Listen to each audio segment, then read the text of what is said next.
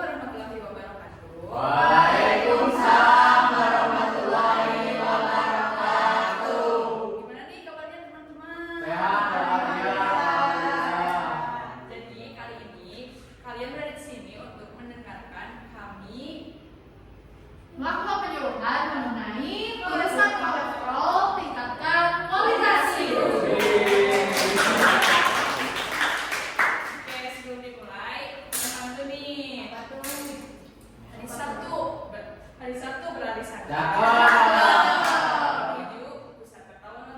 Sebelum kita mulai penyuluhan, izinkan kita memperkenalkan diri. Perkenalkan, nama saya Najila Lutfia. Perkenalkan, nama saya Andera Saskirani. Perkenalkan, nama saya Fajar Abioso. Perkenalkan, nama saya Sari Mariana Sumadi. Perkenalkan, nama saya Nada Hilmi. Baik, tanpa berlama-lama lagi, kita akan memulai penyuluhannya. Tapi sebelum itu aku mau bagiin sesuatu dulu buat kalian. Apa tuh? Masker. Belajar. Udah paling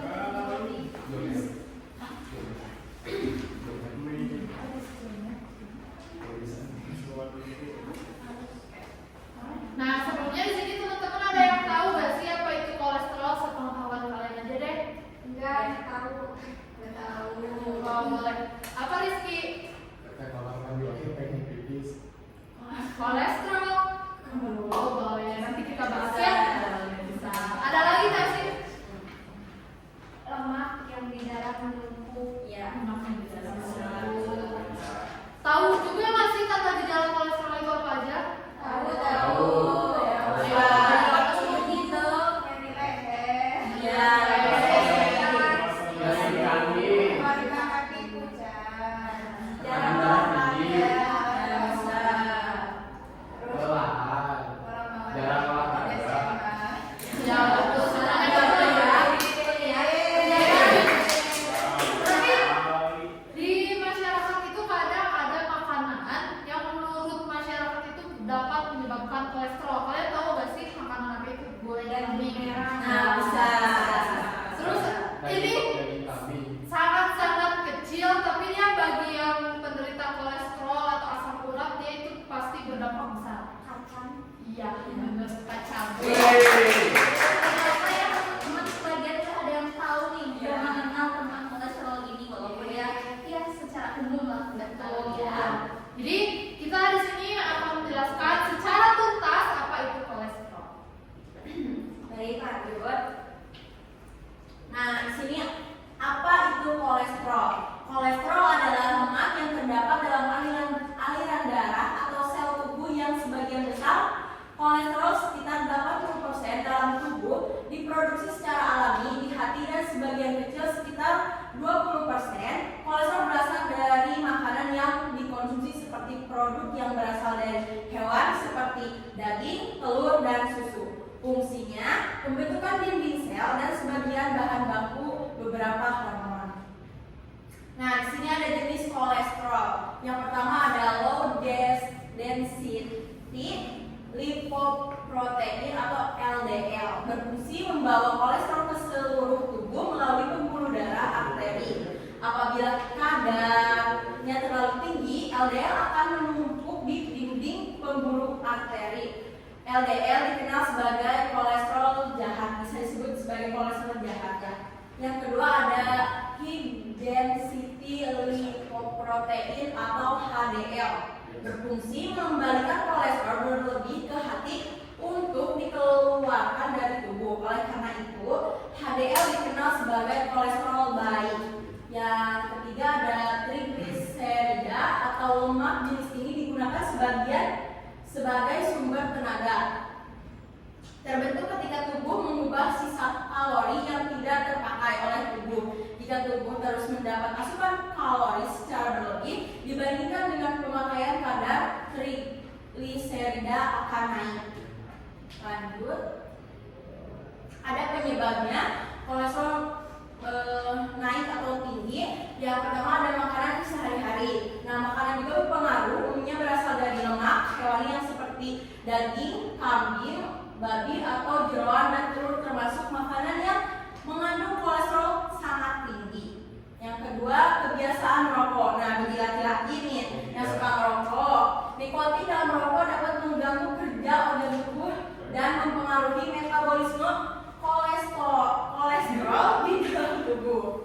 Merokok dapat menurunkan kadar HDL dan meningkatkan kadar LDL. LDL akan membawa lemak dari hati ke seluruh bagian tubuh. Akibatnya kolesterol akan terdistribusi pada saluran darah. Nah, yang ketiga obesitas atau BB-nya berlebih. Nah, kelebihan berat badan dapat meningkatkan trigliserida dan menurunkan HDL yang merupakan kolesterol baik. Nah, di antaranya terjadi penimbunan lemak menyebabkan penyempitan pembuluh darah. Yang kedua ada meningkatnya resiko hipertensi, penyakit jantung dan stroke.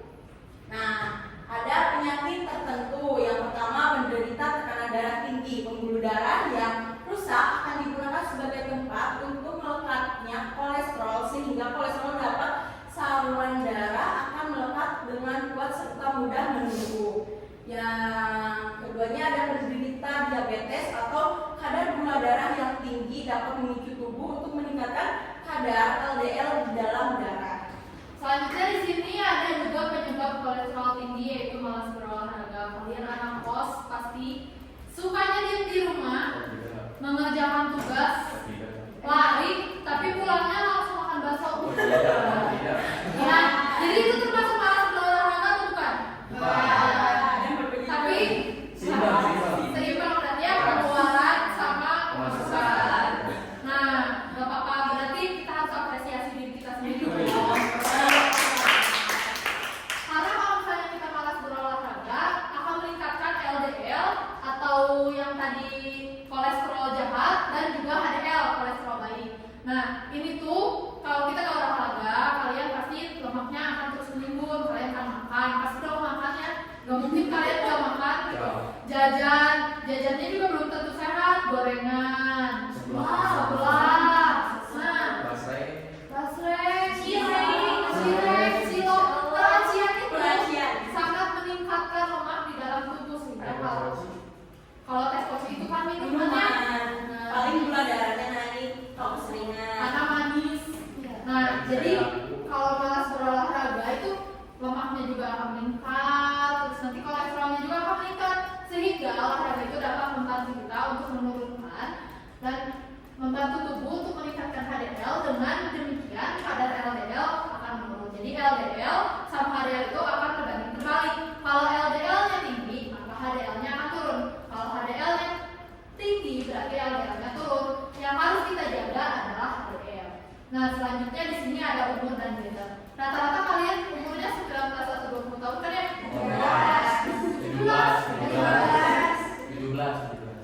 18, 19, 20, mungkin ya segitu. Nah, di sini setelah mencapai umur 20 nih, hati-hati yang kepala 2, maksudnya kepala 20-an ya. Karena di sini biasanya kadar kolesterol itu cenderung naik, terutama pada wanita setelah menopause di umur 55 tahun. Tapi kan kadang menopause itu beda-beda ya teman-teman, ada yang 45 tahun, ada yang 55 tahun, bagaimana hormon tubuh kita sendiri.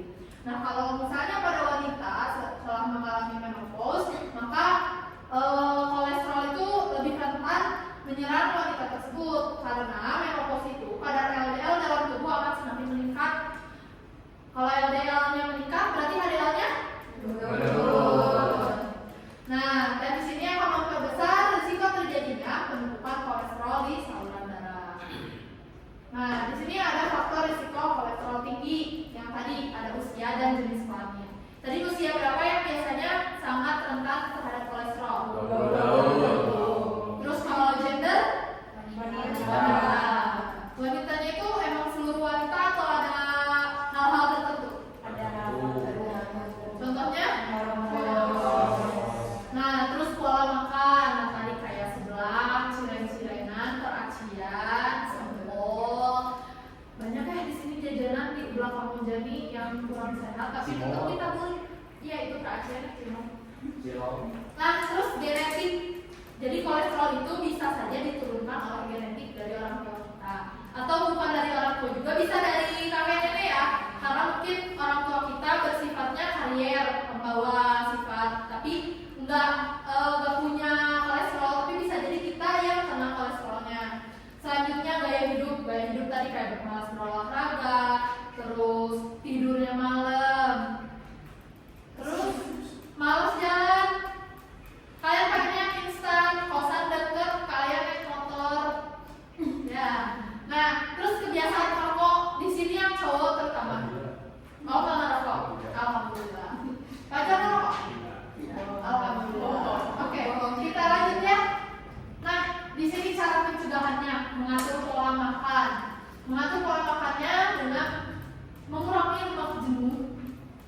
meningkatkan konsumsi serat. Apa sih makanan berserat yang kalian tahu? Yang sering kalian konsumsi setiap hari? Bayam. Iya. Ampun. Itu tinggi serat gak ya? Iya, ini surat tahu. Iya, ke sayur sop ya. Nah, itu Ya. kalian kalau mau yang tinggi serat, pasang sayur sop atau beli sayur sop ya. Nah, terus mengurangi asam empedu. Asam empedu itu kan di malam hari ini empedu itu bereaksi atau lagi bekerja keras. Nah, kalau kalian gak tidur, berarti empedu itu bekerjanya akan kurang. Jadi kalian diharapkan untuk tidak tidur di atas jam 12. Kalau bisa sih di bawah jam 12. Lalu mengatur pola hidup, nah berolahraga. Di sini dokter ke beri gift. Di Unjani juga kalian bisa lari. Ini lega loh Unjani loh, lumayan capek ya. Terus mengurangi berat badan. Kalian bisa hitung berat badan ideal kalian dengan IMT. Terus menghindari merokok, vape. Lalu ada pemeriksaan rutin, pemeriksaan kolesterol dan pemeriksaan diabetes. Kalau pemeriksaan kolesterol namanya ya tetap ya pemeriksaan kolesterol. Kalau pemeriksaan diabetes biasanya itu ngambil glukosa, kadar gula. Dimana kalau cara pemeriksaannya itu tangan kalian nanti akan ditusuk kayak pulpen lah, terus dimasukin ke alat nanti jadi ketahuan. Nah terus obat-obatan. Nah kita harus minum obat statin atau obat antihipertensi. Antihipertensi itu biar kita nggak ada lemak yang menimbun di pembuluh darah. Nah di sini angka kadar normal abnormal. Tidak ada garis batas yang absolut, jadi nggak ada yang pasti mengenai kadar kolesterol itu harus berapa. Misalnya kita terkena kolesterol dan tidak ada ambang batasnya. Namun dari hasil penelitian yang intensif dan dalam jangka waktu yang cukup lama meliputi sejumlah besar populasi atau yang lebih dikenal dengan longitudinal study, para peneliti ilmu kedokteran telah meletakkan pedoman besar angka-angka yang sebaiknya digunakan sebagai ambang batas kadar kolesterol dalam darah.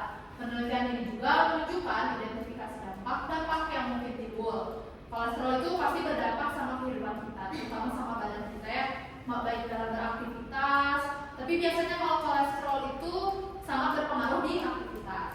Nah, berikut ada beberapa institusi yang telah merumuskan kadar kolesterol dalam darah. Nah, ini dia. Kadar kolesterol darah yang diinginkan atau yang normal itu 200 mg per dl atau kurang. Kadar kolesterol darah sedang atau ambang batas tinggi. Jadi itu belum kolesterol, tapi dia udah mau mendekati sama kolesterol, di mana angkanya itu 200 sampai 239. Nah, kalau kadar kolesterol tinggi itu lebih dari 240.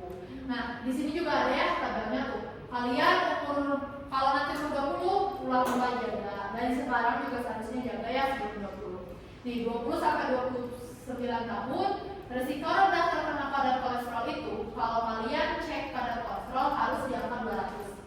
Sedangkan kalau resiko moderat atau di tengah-tengah itu 201 sampai 220 dan beresiko tinggi kalau misalnya kadar kolesterol kalian di atas 220. Makin naik umurnya, makin bertambah umurnya, maka kadarnya kolesterol atau ambang batasnya itu juga akan semakin naik. Contohnya nih, ada di 30 sampai 39 tahun, rendahnya itu 220. Karena normalnya ya, ambang batasnya 220, terus risiko pertengahannya 221 sampai 240. Risiko tingginya di atas lebih dari 240. Dan jika di atas 40 tahun, risiko rendahnya 240, risiko moderatnya 241 sampai 260, dan beresiko tinggi jika kadar kolesterolnya di atas 260. Nah, untuk menilai tinggi rendahnya kadar LDL dalam darah umumnya digunakan standar NIH. NIH itu National Institute of Health dari USA. Nah, sebagai berikut kadar LDL yang diinginkan harus kurang dari 130. Terus ambang batas tingginya 131 sampai 159.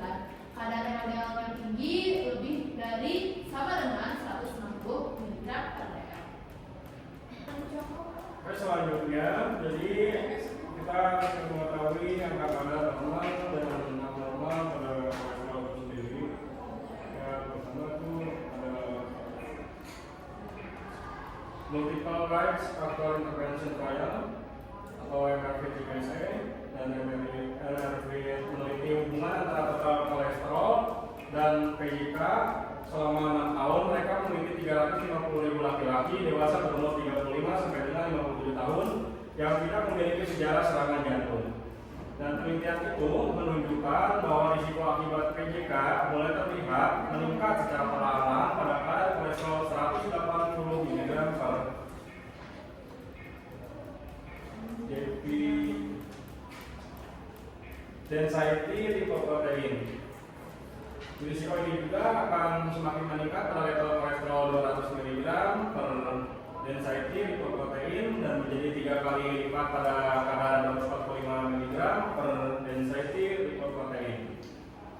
Selanjutnya ada LDL atau yang disebut juga sebagai low density lipoprotein atau juga yang dikenal sebagai kolesterol jahat. Disebut juga sebagai kolesterol jahat. LDL lipoprotein deposita kolesterol bersama dengan dinding arteri yang menyebabkan terjadinya pembentukan zat yang keras, tebal, atau sering disebut juga sebagai pelakat kolesterol. Dan dengan seiring berjalannya waktu dapat menempel di dalam dinding arteri dan terjadinya penyempitan arteri. Oke, selanjutnya ada angka kadar normal dan abnormal. HDL kolesterol baik. High density lipoprotein HDL adalah kolesterol yang bermanfaat bagi tubuh manusia. Fungsi dari HDL yaitu mengangkut LDL di dalam jaringan kariper yang hepat akan membersihkan lemak-lemak yang menempel di pembuluh darah yang kemudian akan dikeluarkan melalui saluran empedu dalam bentuk lemak empedu. Kadar kolesterol total kurang dari 200 mg per density lipoprotein, 200 sampai dengan 239 mg per density lipoprotein, 240 mg per density lipoprotein dan lebih, dan juga kadar kolesterol LDL selanjutnya itu bisa dikatakan kategori kolesterol bagus.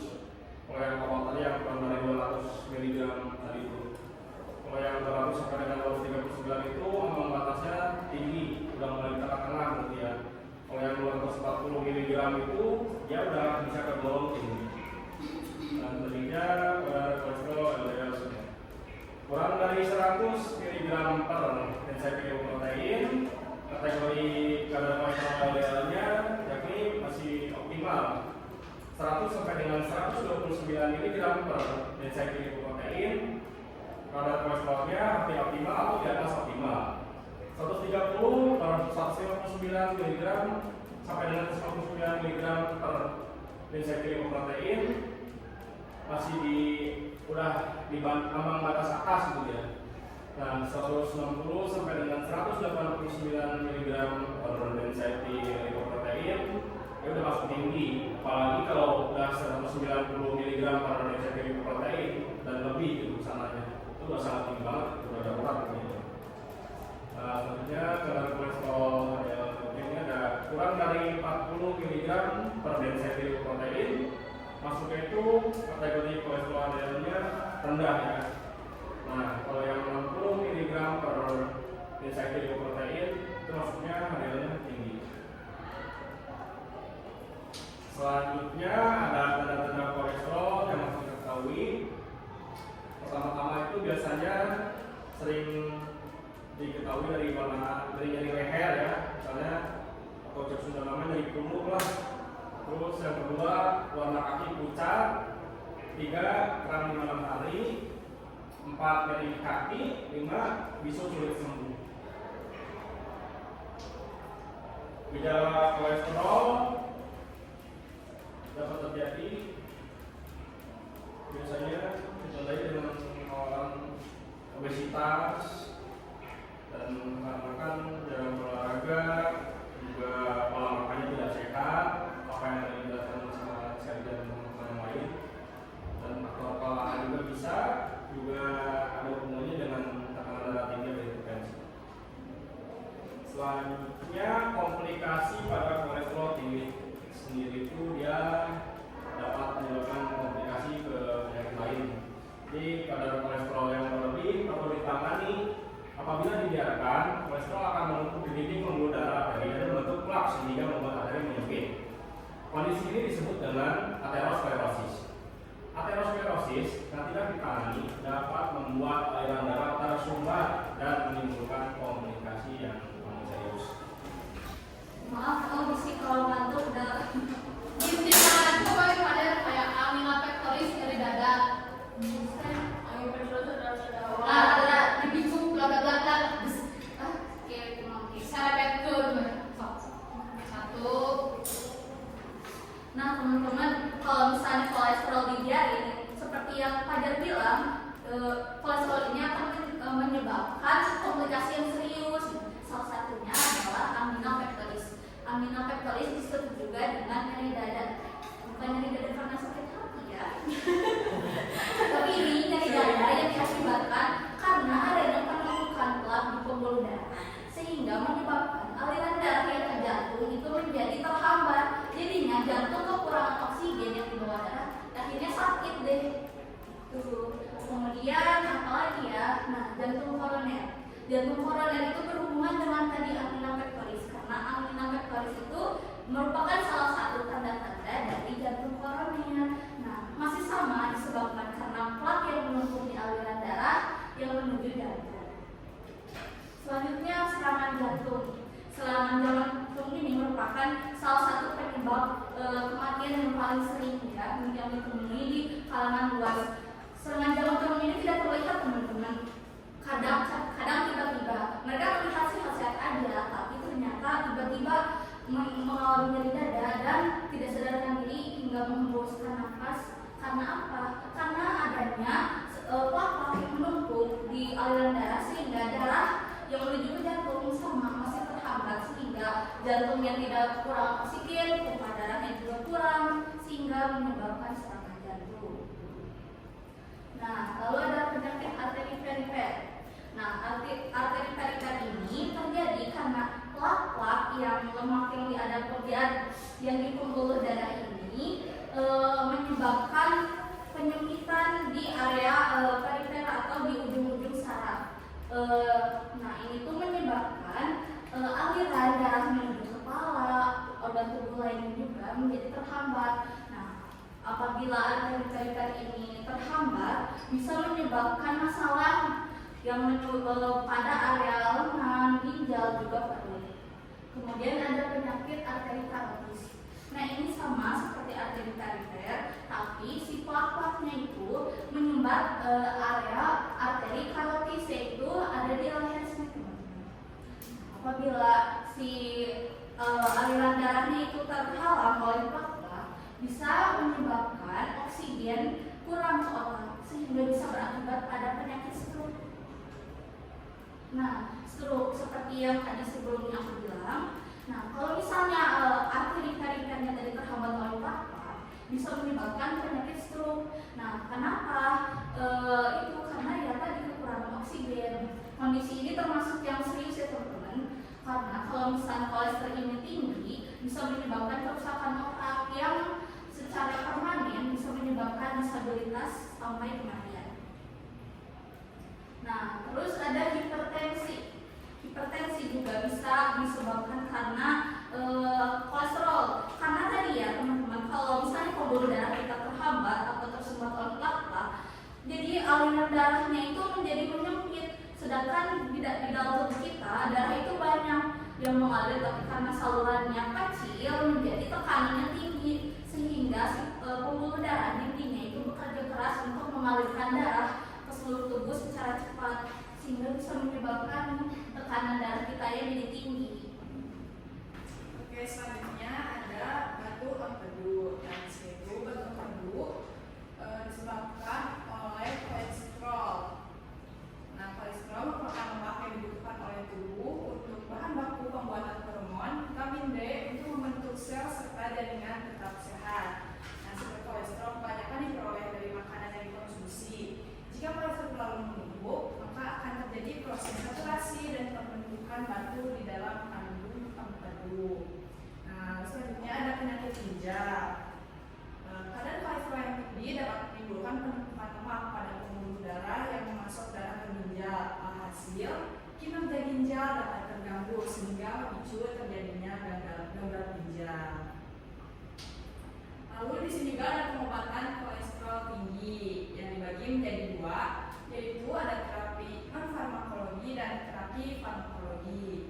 Nah, di terapi non-farmakologi itu contohnya ada olahraga secara teratur minimal 30 menit setiap hari, menjaga berat badan yang ideal, lalu mengelola stres, mengurangi konsumsi minuman yang beralkohol, lalu menghindari makanan yang dimasak dengan cara digoreng, mungkin seperti gorengan dan aci-acian yang sebelumnya disebutkan. Lalu memperbanyak konsumsi makanan tinggi serat seperti buah-buahan dan sayuran, membatasi konsumsi makanan yang berlemak tinggi seperti daging merah dan kue, dan berhenti merokok. Lalu selanjutnya ada pengobatan kolesterol tinggi secara terapi farmakologi. Ada beberapa jenis obat-obatan yang dapat membantu menurunkan kolesterol tinggi, yaitu obat golongan statin seperti lovastatin, simvastatin, dan atorvastatin. Lalu ada obat ezetimibe dan cholestyramine. Nah, jika kadar trigliserida pasien juga tinggi, dokter juga dapat meresepkan obat di bawah ini. Contohnya seperti fenofibrat dan gemfibrozil. Lalu ada suplemen omega 3 dan vitamin B3, contohnya niacin. Ada manfaat konsumsi buah-buahan. Nah, penderita kolesterol tinggi bisa mengkonsumsi buah-buahan segar untuk menurunkan kolesterol secara alami, meski prosesnya berlangsung membutuhkan waktu yang lama. Nah, salah satu contohnya yaitu alpukat. Kandungan lemak dalam alpukat adalah lemak yang menyehatkan sebab 63% penyusunnya merupakan asam lemak tak jenuh. Nah, terutama jenis asam lemak tak jenuh tunggal. Lemak tak jenuh dalam alpukat berfungsi sebagai antioksidan untuk menjaga pembuluh darah dari kerusakan arteri oleh menurunkan kolesterol jahat atau LDL. Lalu selanjutnya ada tomat. Riset dari jurnal Maturitas menyebutkan tomat yang sudah dimasak hampir sama berkhasiat dengan obat kimia penurun kolesterol seperti statin. Nah, selain itu, tomat tidak memiliki efek samping seperti lemas, sakit otot, dan bahkan kerusakan saraf saat rutin dikonsumsi dalam jumlah banyak. Rahasia khasiat tomat terdapat pada senyawa likopen, pemberi warna merah pada tomat kakang. Likopen merupakan antioksidan penting yang berfungsi untuk mengurangi resiko serangan jantung dan stroke. Selain likopen, di dalam tomat juga ada kandungan vitamin B dan kalium yang tinggi untuk menurunkan kolesterol. Selanjutnya ada semangka. Semangka juga mengandung likopen sama halnya dengan tomat yang bisa menurunkan kadar kolesterol jahat dalam darah. Lalu ada jeruk nipis. Kandungan senyawa flavonoid dalam jeruk nipis berkhasiat untuk menurunkan tingkat produksi kolesterol LDL. Lalu ada apel. Salah satu khasiat buah apel rupanya juga bisa menurunkan kadar kolesterol LDL. Kandungan zat beta-glukan yang terdapat di dalamnya memiliki peran untuk mengontrol produksi kolesterol dalam darah. Selain itu, apel berfungsi sebagai sumber serat larut yang juga berkhasiat untuk menurunkan kolesterol serta mencegah bakteri mengeras. Terima kasih ya teman-teman. Di sini sebelumnya udah penjelasan nih. Ada nggak sih hal-hal yang mungkin kalian bakal tanyain mengenai tentang kolesterol yang bakal kalian praktekin di kehidupan kalian sehari-hari? Ada apa coba? Contohnya kita makan buat anak kos mungkin tomat jadi alternatif ya, karena murah ya kalau lagi murah, kalau lagi mahal. Tapi aku punya beberapa tips nih yang buat kita mengkonsumsi tomat dengan enak. Yang pertama ya, tomatnya ya langsung di jus. Kalau di sambal kayaknya itu udah berbanget ya, soalnya ada tambahan lainnya. Tidak murni. Nah, yang paling enak rujak tomat ya guys. Iya. Jadi tomat kalian potong, terus kalian tambahin gula sedikit pakai es. Oh iya. Atau enggak teman-teman kalau nggak suka pakai gula, pakai madu juga enak.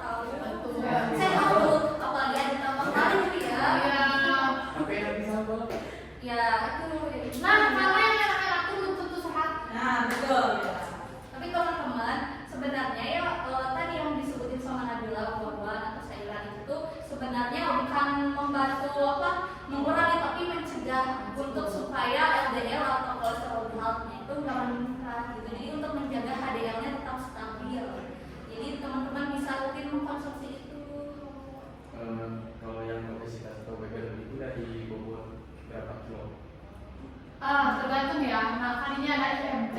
IMT tuh kalau kalian belum tahu di mana rumusnya tuh berat badan dibagi sama tinggi badan dikuadratin. Nah, tinggi badannya itu harus dalam meter. Contohnya berat badannya 50, terus tinggi badannya itu 160. Berarti 50 dibagi 1,6 dikuadratkan atau 1,6 dikali 1,6. Nah, banyak juga IMT itu ukurannya, ada yang normal, ada yang termasuk Pertama apa sih? obesitas 1, obesitas 2, sama yang terakhir itu Overweight dulu baru obesitas. ya. Untuk nilai normalnya itu dari 18 sampai 24,9 itu untuk hasil IMT yang normal. Kalau mulai dari overweight 25 sampai ke 30 ya 30. Kalau yang sisanya dari 30 ke atas itu masuk ke obesitas, mulai dari tingkat 1, 2 sampai 3. Jadi teman-teman harus jaga pola hidup ya sampai berat badannya naik berlebih, terutama anak kos ya. Banyak jalan-jalan, makan jalan-jalan. Jalan makan. Ada baik juga ya. Ada baik juga. Nah, kan tadi tetap pola hidupnya harus tetap dijaga supaya sehat gitu, nggak gampang terkena penyakit teman-teman. Jadi untuk berat badan itu nggak ada patokan berapa berat badan kalian yang termasuk obesitas, tapi itu juga harus dihitung sesuai dengan tinggi badan kalian kan. Misalnya 50, misal ada tetapan 50 kg itu obesitas. Tapi kan kalau orangnya tinggi, misalnya di 170, 50 kg itu kan kecil ya, jadi itu bukan obesitas gitu. Jadi tergantung dengan obesitas. Tinggi badan 170, berat badan 170, berat badan 10. Nah, itu kamu bisa hitung sendiri berapa kira-kira masanya. Ya, gimana kalau ya? Ada kalkulator udah canggih ya. Jadi Hasilnya. Jadi kayak tadi ada kira mau nanya apa tadi? gimana cara masak tomatnya? Oh, kalau tomat itu dia nggak boleh terlalu banyak. Kalau terlalu banyak, kalau misalnya banyak kan di masakan tuh, misalnya tomat telur, spaghetti. Nah, si tomatnya tuh jangan sampai dia banyak banget, karena sebentar dimasukin ke teflon atau ke wajan, tomat kan dia bakal mengkerut. Nah, kalian pengenin sama spatulanya. Kalau misalnya nanti terlalu lama, vitamin-vitamin yang ada di tomatnya itu bakal berkurang. Kan di awal tuh banyak pestisida ya di buah-buahan sama sayuran tuh. Gimana sih biar kita tuh bisa nyuci buah sama sayuran tuh agar pestisidanya tuh nggak terlalu kuat gitu. Kan malah jadi buruk ke badan. Biasanya kalau aku ya lihat orang-orang itu buat nyuci buah sayuran, air buat nyucinya itu ditambah garam sama ditambah sedikit baking soda ya, supaya kuman-kuman atau misalnya di sayuran terutama brokoli ini biasanya suka ada belatung keluar ya, itu supaya nanti lah pakai garam sama baking soda di air untuk mencucinya. Ya, terus kalau misalnya dia kok karena permukaannya kasar ya, kalian bisa gosok sama tangan, jangan pakai sikat. Iya, karena siram hormonnya, bukan siram pestisidanya ya. Jadi pakai tangan aja digosok. Terus emang kalau emang udah suka kulitnya bisa dikupas. Nah, ini mungkin nanya gimana caranya kalau misalnya mengkonsumsi jeruk nipis. Jeruk nipis ini tuh sebenarnya bisa ditambahin ya ke makanan atau minuman. Biasanya suka ada namanya lemonade atau enggak. Nah, itu tuh kayak dibuat aja diperas si jeruk nipisnya, bisa ditambah madu juga. Enggak, itu mah minimal makin nambah lama gitu ya. Waktunya makin menumpuk. Betul, kalau kalian bisa bikin infused water. Nah, ya, Karena kalau infused water lebih enak dingin ya. Anak kos ada kulkas nggak? Beli kan tuh. Kita tunggu giveaway ya. setelah ini. Oke nih, di sini ada yang mau ditanyakan dulu seputar materi kolesterol nggak ya? Iya, takutnya masih ada yang belum paham. Ya. Kira-kira kalau anak kecil bisa terserang kolesterol? Kalau misalnya dilihat dari zaman sekarang ya, bisa aja sih ya, dari pola hidup tuh, pola makan terutama ya, makanannya tuh sekarang tuh banyak banget yang berminyak Macam banget. Enak kan? Tapi jarang banget. Iya gitu. Kamu sering melakukan ya? Maksudnya makan makanan yang tidak sehat. Oh,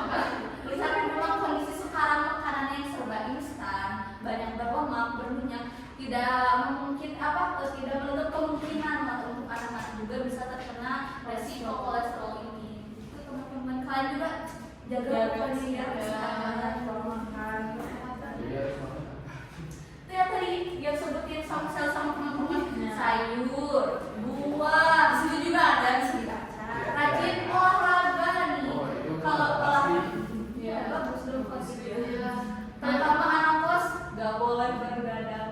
Oh. Walaupun banyak tugas, tetap jaga pola istirahat. Harus live tadi balance ya, live tadi balance. Gak ada. Nggak ada jam juga nih teman-teman, tapi bisa menyicil sendiri. Iya. Kakak-kakaknya sendiri begadang tidak? Enggak dong. Jam 10 Ya, tidur. kita juga udah tidur kok. Nggak salah lagi. Nah, di sini pertanyaannya udah selesai. Sekarang ada yang mau atau yang masih ingat gak sih? Kolesterol baik itu disebutnya kolesterol jahat. Apa sih yang menyebabkan kolesterol? Apakah HDL yang naik atau LDL yang naik?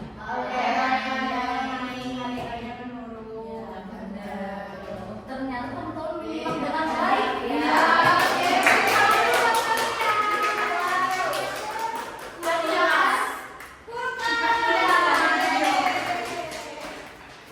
Baik, mungkin cukup sekian ya. Oh, tadi yang iki yang pertama. Untuk yang sering pipis Itu bukan ambeser. kolesterol. Salah. Itu bukan kolesterol, Salah. tapi itu adalah diabetes. Diabetes. Ya. Tapi belum tentu juga yang sering pipis itu diabetes, mungkin karena intake cairan kamu. Diabetes insipidus bukan diabetes mellitus. Iya. Jadi jangan takut, terus jangan self diagnose, jangan lihat Google. Teman-teman, internet terkadang menyesatkan. Iya. Jadi lebih baik berkonsultasi dengan ahli saja. Bisa kalau dong atau ke klinik langsung ya, lebih bagus kalau pemeriksaan kolesterol itu. Nah tadi pemeriksaan kolesterol, gimana caranya tuh? Pemeriksaan kolesterol. Ya, betul. Virus banget para virus. Apa sih tadi komplikasi dari kolesterol ini? Ayo. Coba sebutin siapa yang masih ingat? Jantung koroner.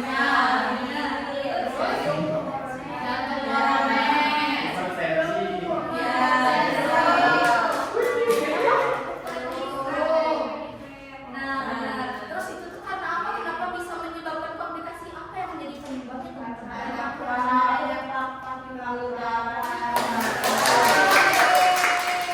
Ini masih sekali. Kayaknya kita cukupin aja gak sih? Kayaknya udah pinter-pinter.